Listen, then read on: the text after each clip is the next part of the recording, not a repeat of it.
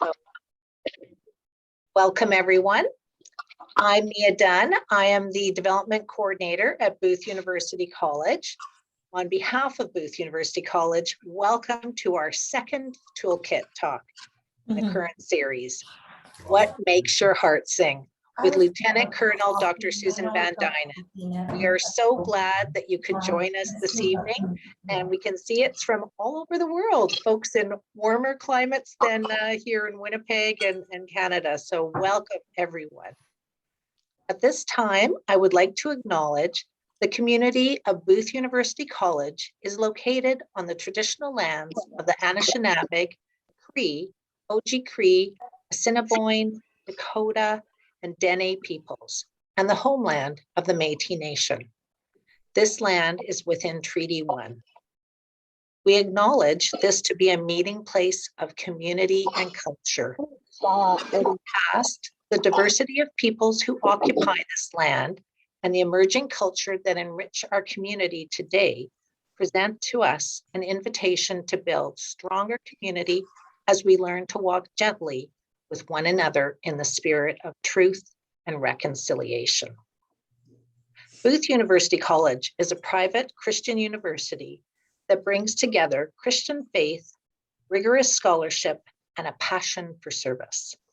We educate students to understand the complexities of their world, to develop the knowledge and skills necessary to be active contributors to society, and to know how Christian faith compels them to bring hope, social justice, and mercy into the world.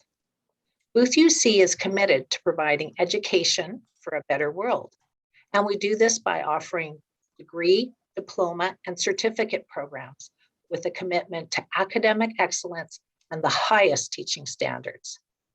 We have educational offerings through 4 schools: the School of Business, the School of Social Work, the School of Humanities and Social Sciences, and our School for Continuing Studies.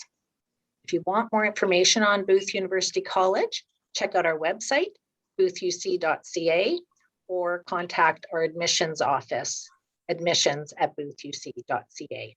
I'll put those links into the chat after. So I'd just like to have a quick shout out to my fellow planning committee members, Dr. Marichelle Noida, the Dean of School for Continuing Studies, Georgine Vandermosler, our Director of Advancement, and Kimberly Kakagamic, our Communications Specialist. Without them, we wouldn't have got tonight organized. So thank you very much to them. A little bit of housekeeping. Dr. Van Duinen would like to keep the question and answers till after her presentation. So we will be having Marichelle monitor the chat. So please put your questions into the chat and they'll be looked after. And Marichelle will also lead our question and answer session. If you haven't already done it, let's please make sure we're all muted. So won't be hearing those dogs barking in the background or what have you.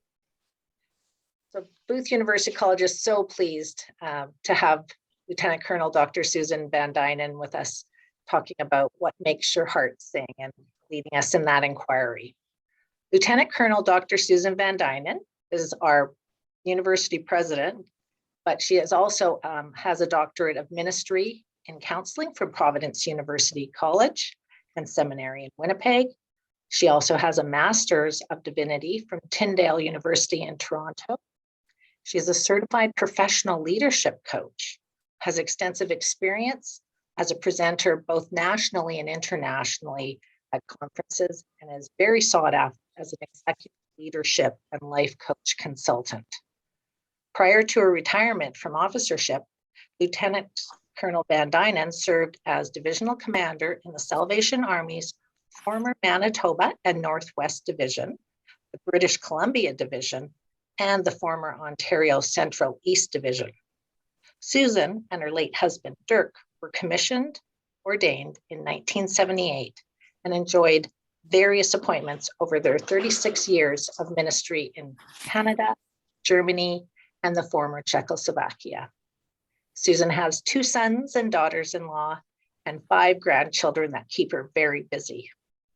Susan, we are so pleased to have you with us this evening, leading us in this inquiry into what gives us joy in our lives. please take it away. Thank you very much, Mia.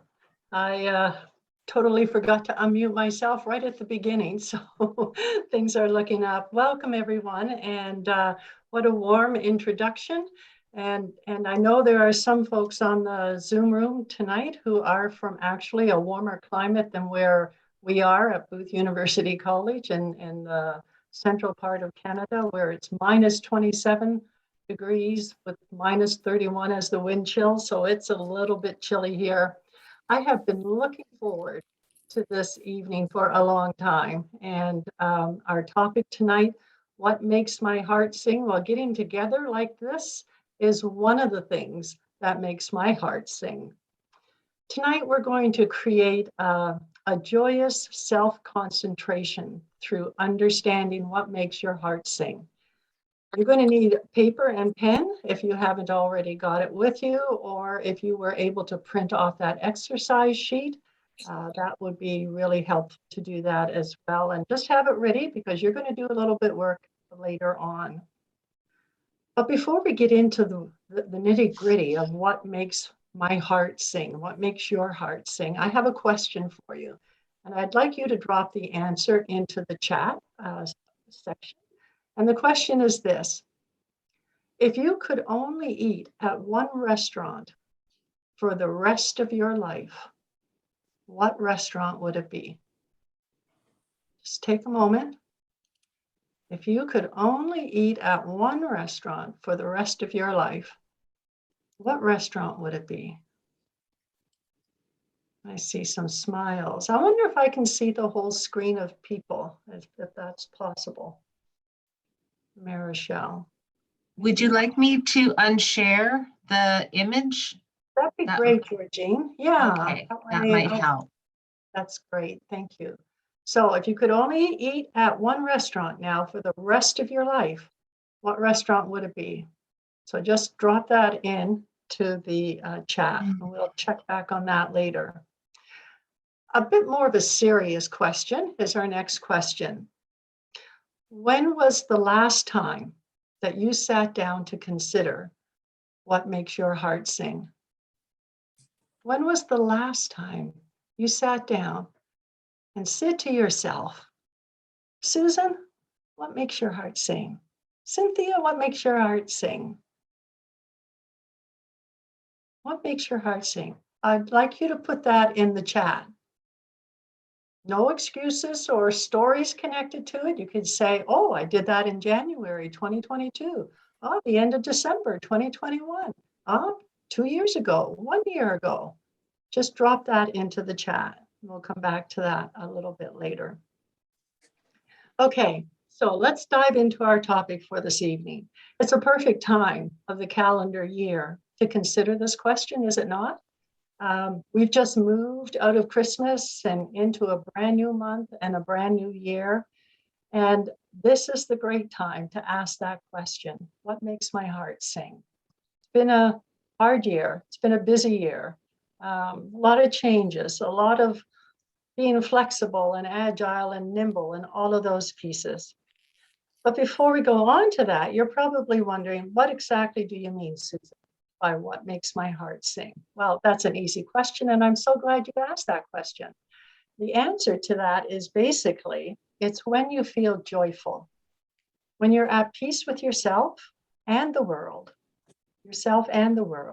and you feel kind of light and free and energetic, even in the midst of challenges and messiness of COVID and everything else that comes along with our days these days.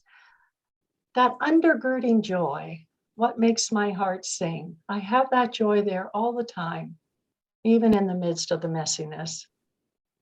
That's what we're going to look at tonight for a few minutes. We all live from the horizon of possibility, don't we? A sense of what is and isn't possible in our lives.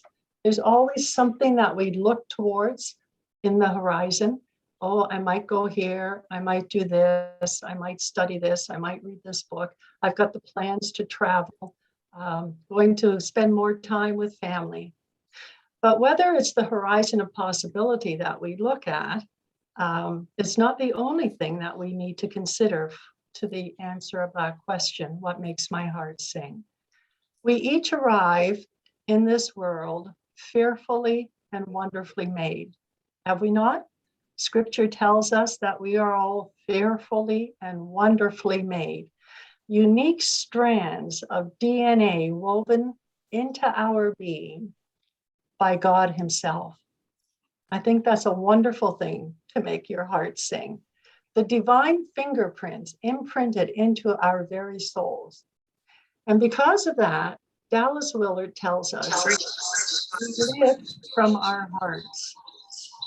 That's the part of us that drives and organizes our lives, living from our hearts. Now, I know if we had a lot of time this evening, we could probably have a really good debate on, is it all about our hearts? Isn't it sometimes about our heads? Is it something about our physical makeup that drives us and helps us organize our lives? The scripture tells us, theologians tell us that we really do live from our hearts. Now, I don't know what kind of reading, what genre of reading you enjoy. Now I'm going perhaps around the world, and everybody is going to know now that I love reading murder mysteries. I love murder mysteries. A good murder mystery, oh my goodness, it captures my mind and I can lose myself in it. Anybody here like murder mysteries? Can you just give me a thumbs up? Oh, there's a few of us out there. Excellent. Well, a favorite author of mine just recently is Louise Penny. She's a Canadian author, one of my favorites. She has written 18 books, and I'm almost ashamed to say I have all 18 of them. Now, the next question might be, have you read them all? I'm on book number 17, and I've decided to read them all in chronological order. So I'm reading the book, and in the wintertime, because my time is taken up with other types of reading at Booth University, I don't get to read so much, but every now and then I'll make a cup of tea and sit down and open her book. So it'll take me longer to read one of her books at this time of the year, but the book I'm reading right now is All the Devils Are Here. Isn't that a great title? Doesn't that capture your mind? I just love the title, All the Devils Are Here. Well, the head inspector, Armand Gamache, is visiting in Paris with his godfather. Armand had lived in Paris for a while when he was a little boy after his parents had died. But the inspector was now a grown man. He was the chief superintendent of the police force in the Montreal area. And they were standing, his godfather and him were standing in the Louvre in front of a painting in Paris that depicted a particularly cruel time in the history of that city. And the inspector said this, and I have a quote, and bear with me, it's a little lengthy, but it goes like this. It was so cruel what the king did then, letting the citizens die like that. And his godfather nodded, yes, it was, but it was compassionate for him to spare them, which is what he ended up doing in the very end. Life can be cruel, as you know, goes on the godfather, but it can also be kind. It can be filled with wonders, and you need to remember that. You have your own choice to make. What are you going to focus on? What's unfair or all the wonderful things that happen? Both are true and both are real. What's unfair and all the wonderful things that happen, and both need to be accepted. But here comes the crunch of that little quote. But which carries more weight with you? Which of those two carries more weight with you? The things that are unfair or the things that are wonderful that happen around us? Is it the terrible or the wonderful? Is the goodness or the cruelty? Your life will be decided by that choice. And I'd like to say tonight, right at the beginning of our time together, what makes your heart sing is your choice. It is your choice. Or perhaps maybe the question is not so much what makes your heart sing, but is your heart singing? What about that question? That's a question for another time. Question for another time.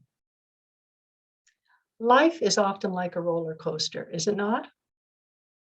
We go into a crisis and then it gets all calm and smooth for a while. And then whoop, up we go again. The troubles come at us swiftly. They can leave us just as swiftly, or they can hang on for a while. They can drain us as they pass by and through our lives. Sometimes we're not even sure if we have the strength to finish that bumpy and stress-inducing ride. Sometimes we just think we're never, ever going to get through it. We're just so weary and tired. And there are some folks that maybe on our Zoom room tonight feel like that after 2 years of trying to navigate through this pandemic. We may become pessimistic and try to read that next turn ahead. What is it going to be like, to try to anticipate it? Will it twist our lives upside down? Will it cause us to scream as we struggle up another one of those perilous hills? We somehow recover facing the next loop on the track, and we keep going. Situation comes and then it settles, and it comes and then it settles. That's life, is it not? Have you found that to be your experience? Oh my, how I like those calm times. How much do I like those other times? But I do appreciate those calm times all the more when they do come around. Sometimes we get stuck in all of this, and it's really hard to determine what our heart is singing, if it's singing at all. Sometimes we don't feel very joyful. Sometimes it's very difficult to take delight in the things that are wonderful around us. And I love that word, delight. I love words like delight and stunning and stellar and brilliant. Just saying those words sometimes makes my heart sing. And I see smiles on faces here as I'm saying these words. But sometimes we get burnt out. We get really tired and we get weary. Sometimes we become depressed. Sometimes we just seem to, and here's another interesting word we don't hear too much about, but we seem to languish between the burnout and the stress and not flourishing at all. Oh my goodness, this is an awful topic. It's dark now here at Winnipeg, and the things I'm saying can be pretty heavy, and it's cold outside, and I'm so glad I didn't have to go outside to connect together like this. We could be inside where it's warm, languishing. Sometimes we do languish in between that burnout and that depression that we hear so much about today. Stopping as you are doing this evening, because really you are stopping for a period of time, gathering together. Some of us know each other well. Some of us are total strangers to each other, but we're stopping this evening. These moments are precious moments. What makes my heart sing? I mean, really think about it. What makes my heart sing? What makes your heart sing?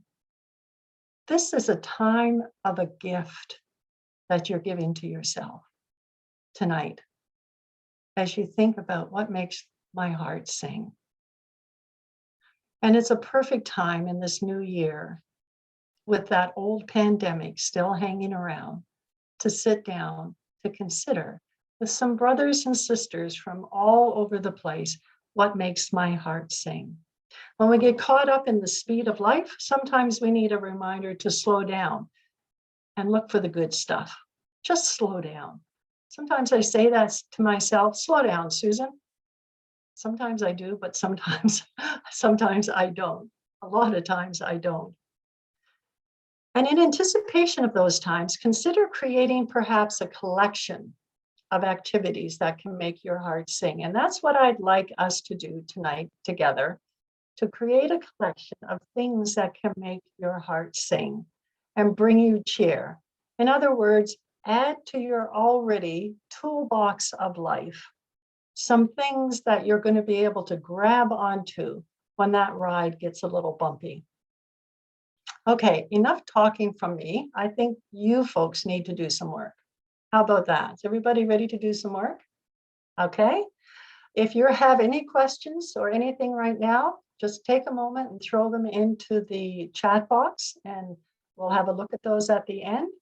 And while you're doing that, I'd like you to reach for a paper and a pencil, or if you've printed off your exercise sheet, that was circulated as well, get that handy. And I'm going to be your guide for a little while. You don't have to think about anything, just listen to my voice, and then you can think about a lot of things. I'll let you know when to do that. We've got good time.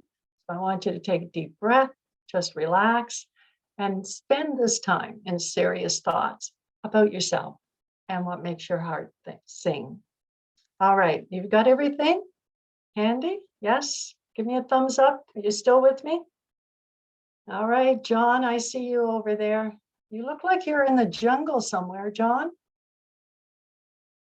Yeah, you are. Okay. Darjeeling, India. Okay. Oh, speaking, look, I have to share this with you folks. I don't know if he's on here or not. I don't see everybody, but I received the exercise sheet all filled in from Major Joseph Mayundi, who is the training college principal in Kenya. So if he's on tonight, that's wonderful. I just might want to slide over here. Not sure, I don't see his name, but I know Joseph and I, Major Joseph and I, are going to have a good conversation in the not too distant future. All right, you have your paper, your pencil, your exercise sheet. If you printed it off, let's go. Here we go. I'm just going to read these pieces to you. I want you to listen. This inquiry will help you get in touch with what truly gives you joy in life.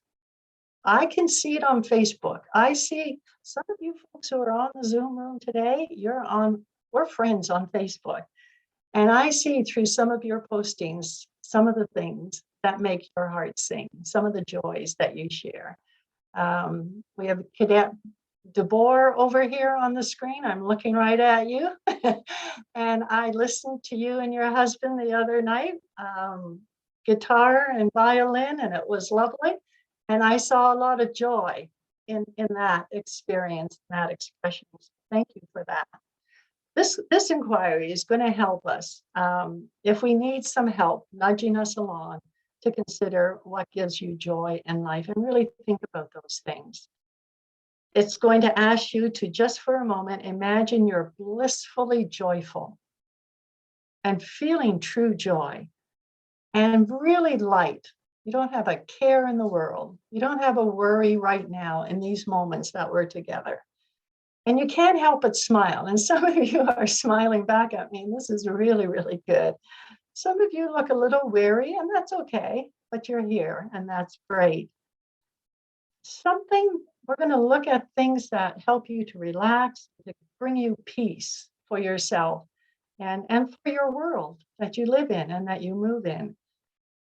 You might even at the end of this feel a little glow from within and a spaciousness in your heart. So take your paper and your pencil. We're going to allow about 10 minutes. I'll check in halfway through. A quiet time for you to write down 10 joys in life. You don't have to write lots of things, but just 10 things that bring you joy, that make your heart sing. We consider, if we look at our sheet, we've got 5 senses. You could probably give 5 things from what you feel, what you hear, what you see, what you taste, all of those things, what you touch, what brings you joy. Could come up with 1 from each of the senses. Or if you think about examples like watching children play, hiking in the mountains. I know John and his lovely wife Brenda do a lot of biking. They're in Algonquin Park a lot of the times, and they're down at the St. Lawrence Market, and how I wish I was down there as well. And I think those are some things, some places, some smells from that market that would bring great joy. Watching the world go by out of your front room window, having a cup of tea. Now, my granddaughter tells me I'm just being nosy, but no, it brings me joy seeing what's going on my street, seeing the kids out there playing in the court. So I'm going to time us now, And if you can start and list down 10 things.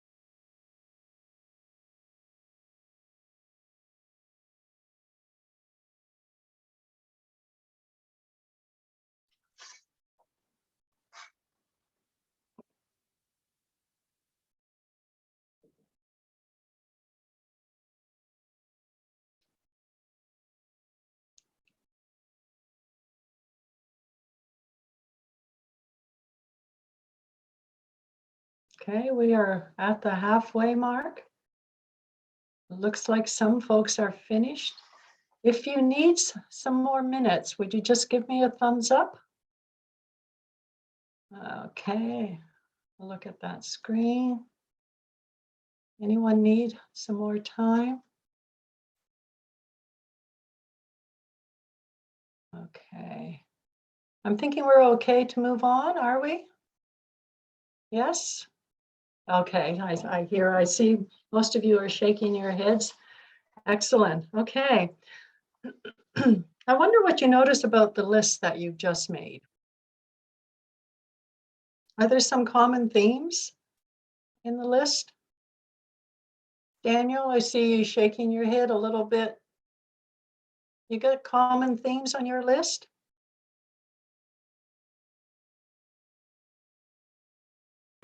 A few, yeah, a few things are maybe 3 or 4 themes. Okay, what about any messages from the list? As you look at the list, is there a particular message that comes to you from your list, or are they more thematic?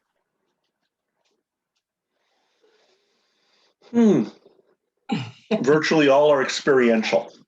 Experiential, okay. Yeah. All right. Okay, thank you, Daniel.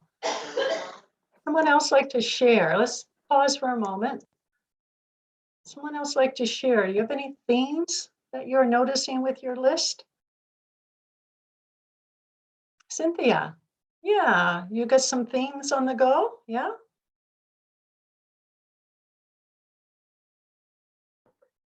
For me, it's human connection and service. Okay, all right, all right. I see a number of you are shaking your heads yes to that. Human connection and service. Okay, here's another question. How easy do you think these things are to do? Are they relatively easy? Are they complicated?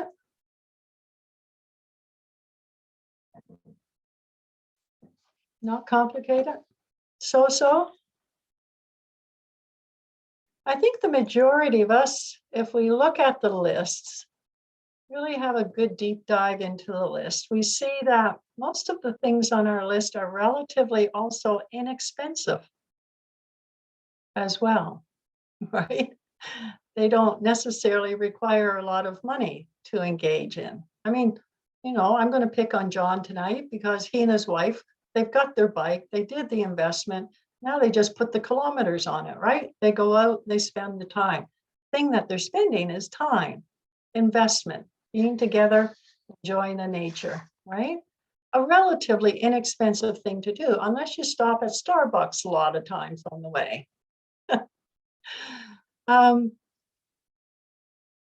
It is huge, really, to learn that for many people, that what satisfies and brings joy can be both easy to do and free.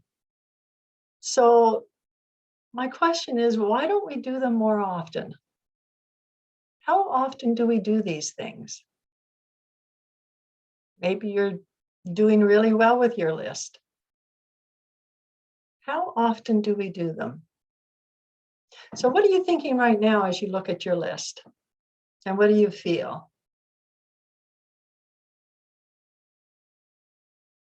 Anybody like to jump in on that question, those questions? What do you think? What are you thinking about your list, and how does it make you feel? I'm thinking that some of these things are not available to me now during COVID. Okay. And it makes it very difficult to interact with children, even your own grandchildren. The children at the core. Yeah. It really is hard. Yeah. Yeah, it's hard.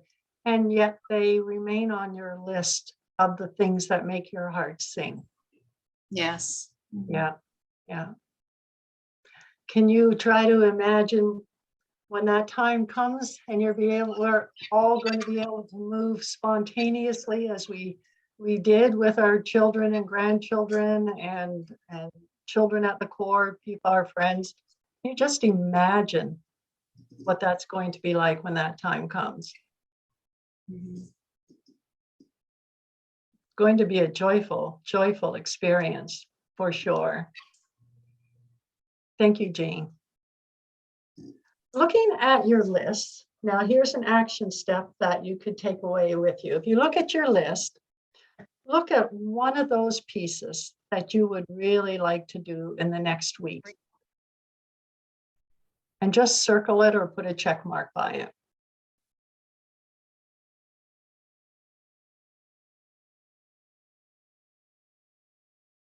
I mentioned this word earlier as we got together on our topic tonight.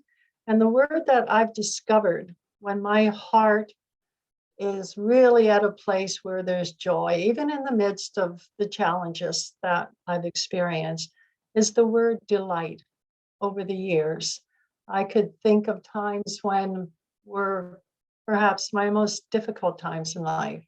And I think of when my husband passed away, and I think of when I was sick in hospital.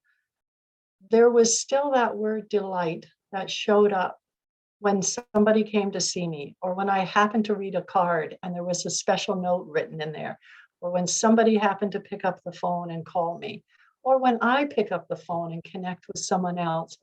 The delight that creates for me becomes a byproduct of a heart that sings. And you might be thinking, okay, what does delight look like when we live in our world that's an ugly world, a messy world, and our lives can be like that from time to time? What does that delight look like? Well, it helps me to conquer what ails me, what really kind of tries to pull me down. Delight. I look at what's going on around me. Or when I go into battle against my fears or my anxieties, or when I'm ashamed about something, I hold the banner of delight high and I declare where my allegiance is. It's not in that fear, but it's in Jesus, who is the joy of my heart and who makes my heart sing. Delight. If chaos or division or pain comes my way or takes up space in my world, I find some place to go where delight reigns. And that brings joy. That makes my heart sing. Even when there have been times when delight has found me. You know, those times where you're just at the right place at the right time and something wonderful happens and you happen to be there to experience that. Delight just washes over me. And the other thing about delight that comes from a song in the heart is that, and I love this about delight, it is, you can gift it. You can gift it. You can give it away. I mean, yeah, you can give delight away to other people. You can take that joy and that peace, that levity that you have into moments of situations that may be uncomfortable or tense, or into conversations where they're tough conversations to have. But delight is also about having a soft place to land that has no expectations. Delight knows who I am, what I think. It's that soft place, no expectations from anybody else, the kind of space that I can simply delight in because my heart is full of joy. Delight from a singing heart is not a fleeting feeling kind of thing. It is something that we can choose to cherish as we live in this world today. I'm going to leave you with a couple of last thoughts, and then we'll have some time for questions because our time is moving on. Do you remember when you were a child? For some of us, we have to go way back in our memories. I have to go way back, but I remember this time when I was a child in the winter months at school, like in grades 3 and grades 4 and 5, we would have art class. Now I'm going to be really dating myself here, folks, but we'd have art class and teacher would give us white pages, white pieces of paper, and we'd get our scissors. And in those days, we weren't allowed to have scissors that were sharp on the end and all of that sort of thing. And we were instructed to cut out little pieces. You know where I'm going with this? Just little pieces of paper all over this folded paper that we fold in about 4 or 5 or 6 different ways and just cut away. And that's what we did. And then you open it up. And of course, we know what we get, right? Those snowflakes. What a surprise when you're a child in grade 3 and 4. How exciting. And my snowflake didn't look like anyone else's snowflake in the classroom. So wonderfully, unlike any other, but bright and full of wonder. When I was a child, there was that wonderment. Unfolded, stretched out from a plain white piece of paper. And the teacher would always want to stick them up on our windows. Those snowflakes were not meant to fade away or to fall down to the ground and disappear amongst the other snowflakes. They were meant to take your breath away when you were a young child. That's how God desires us to live, even in the midst of the ugliness of the world we're in today. He wants us to be able to experience life in such a way that it takes our breath away.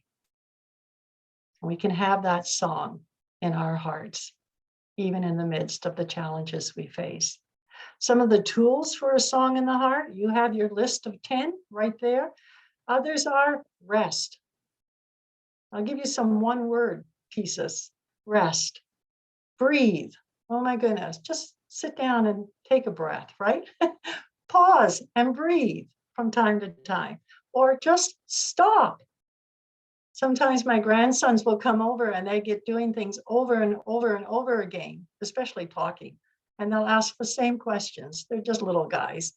They ask the same questions. And I say, stop asking me that question. Just stop it. I can't answer it any differently, and then we'll all giggle about it. Stop. Or write something. Or splurge. Or have that chocolate bar stashed away in a special place where you know where it is, and this is the time to have that. Set the tone in your home. Cook something and smell the aroma. My granddaughter the other night made some beautiful curry coconut something shrimp. And of course, it smelled the whole house up, but it was such a delicious meal that we had together, and she did such a wonderful job with it. Let the world take your breath away in a good way through the song in your heart by doing some of those things that are on your list. And if it's been a while since you've sat down to consider what makes my heart sing, I would encourage you to take 5 minutes for yourself, 10 minutes. We're almost into 40 minutes together that you've been thinking about yourself and your list and the things that bring you joy. I'm done for this evening. What makes my heart sing? We've looked at it in a variety of ways. I'm just wondering if you have some questions, and I hope this has been helpful for you. Where's Marichelle? Do we have any questions in there? Yes, we have one, the first one, and after others will follow. This is from Kristen Clean, and she says, I grew up in an evangelical church setting that emphasizes serving, making sacrifices, working hard, living with purpose, and others.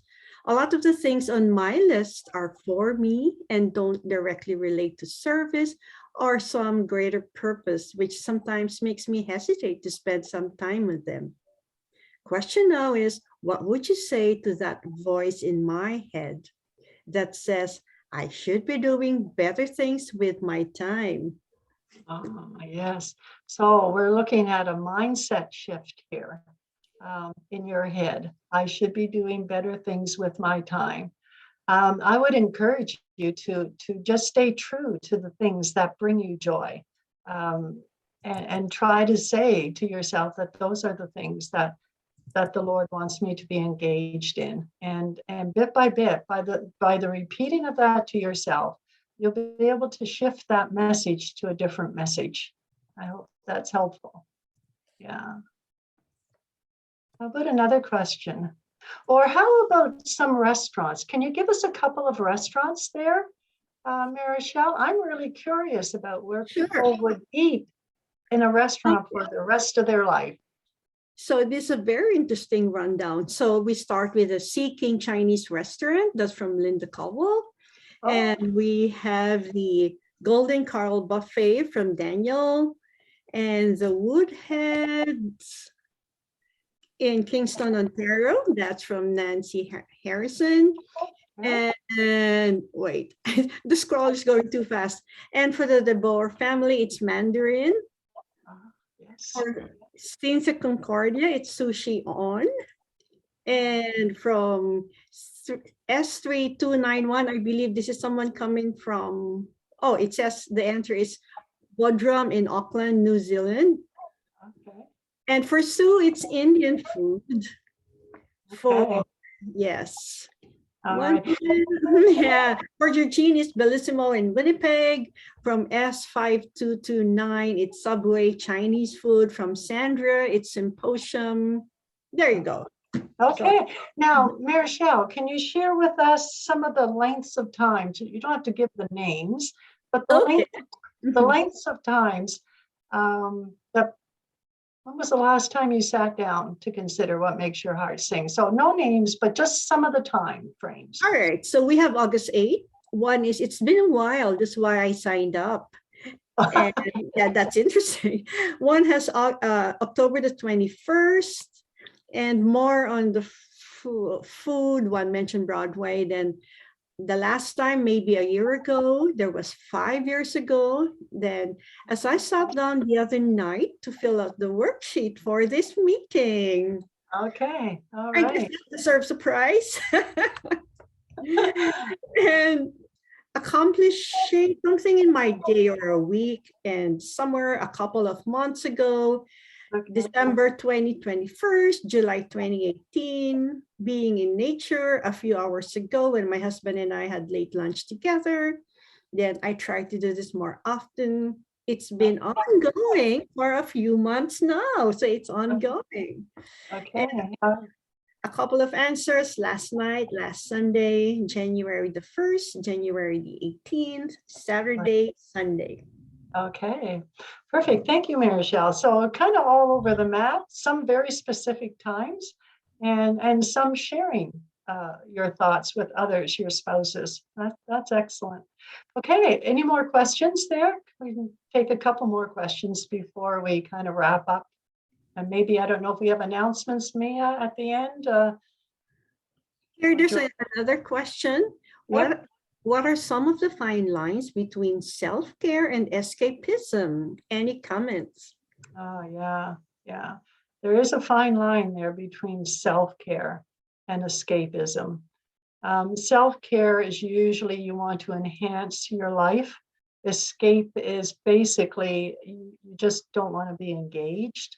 And those are pretty much the lack of engagement and it shows up with the escapism. The self-care really you want to enhance your life, you want to be stronger and healthier and all of those pieces. Whereas the escapism, it's usually because of a lack of energy that you move into that area. It's a good question. Good question. Any other questions, or is that it for the questions? Yeah, it looks like we have answered all the burning questions that folks have had at this time. But if there are some folks that have questions that maybe come to them later, are you open to them sending an email to Booth and we can pass it on to you? Yeah, absolutely. They can either email me directly or I'd love to. I love getting emails. And there you go. You'll notice some have sent me some questions that I've answered individually because they've sent an email to the email address on the bottom of the exercise sheet. So I've accessed those emails as well. Yeah. Oh, wonderful. So folks, if you do have questions that come to mind after we wrap up tonight, please send them on to Susan and she will get back to you on them. But I would just like to say thank you so much, Susan. You have led me, I feel, on a very tranquil journey tonight, thinking about all the things that bring me joy, and I hope that everyone else has had a similar experience. But we are just so pleased that you were able to lead us on this this journey about joy in our lives. And thank you to everyone who's joined us tonight. I hear New Zealand and Samoa and Fiji. It's amazing what technology can do to bring us together to learn about various tools that we can put into our toolkits of life. So thank you so much to everyone for joining us. Please keep your eyes open for our next toolkit talk. That will be happening in March. And we hope you will join us for that one. So thank you all and God bless. And we will be sending a link of the recording for you all to watch this again and for those that couldn't make it tonight. Thank you so much. Bye-bye.